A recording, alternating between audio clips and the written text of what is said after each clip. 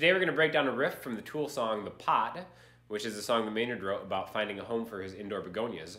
But it's also a really cool drop D riff that's really easy to do, and the riff in the song we're going to talk about sounds like this.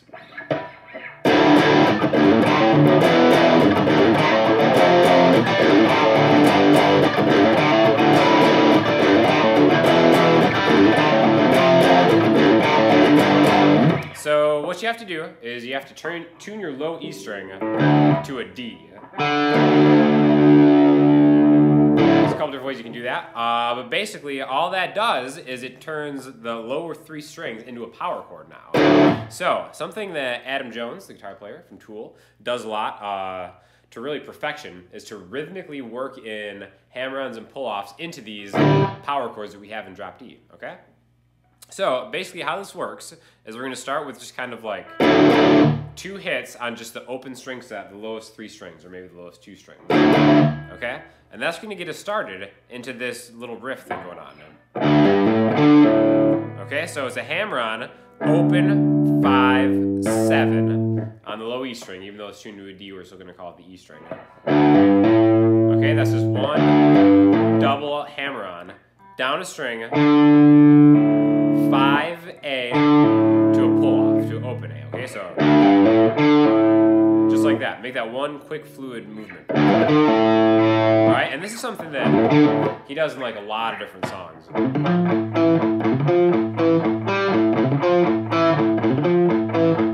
He's just an absolute expert at it, and it's a great way to kind of rhythmically incorporate some cool heavy guitar sounds that blends flawlessly with the greatest drummer of all time, Danny Carey.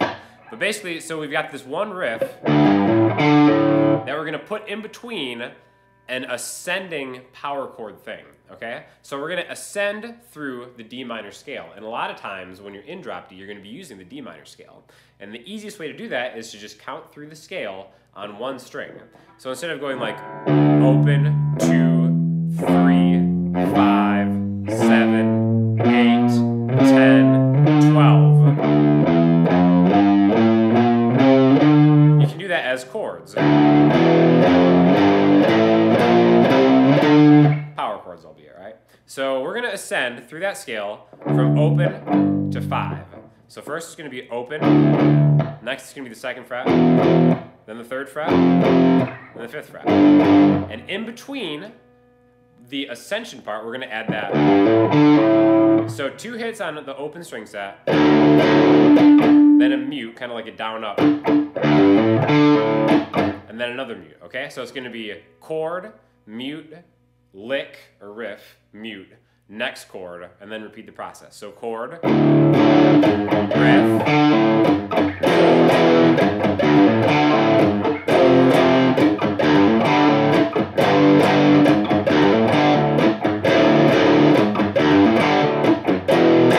every time, okay? So again, we're ascending, open, 2, 3, 5, and in between, we're gonna get 2 mutes, the lick, 2 more mutes, the next chord.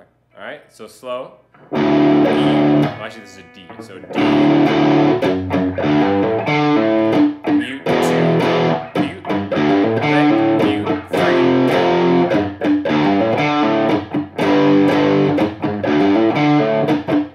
This is just one riff of many awesome riffs in this song. I definitely urge you to check it out. I'll link you to it if you've never heard it before. It's really cool. And all of them pretty much come from the D minor scale, however you want to kind of slice it. So again, Adam Jones is a master of that D minor scale and being able to work in hammer-ons and pull-offs in between the heavier chord bits.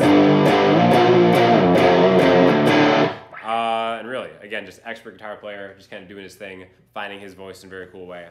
So if you want to kind of make something that sounds like it, just get yourself in drop D, work through the D minor scale, or any of the, really any kind of D scale, because you can always come back to that open string set to kind of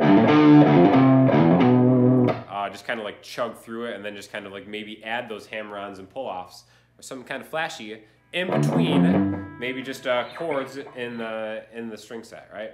So that's why it's really important to know your intervals for chords, because then you can kind of like figure this stuff out a little bit easier. You can add these riffs in between.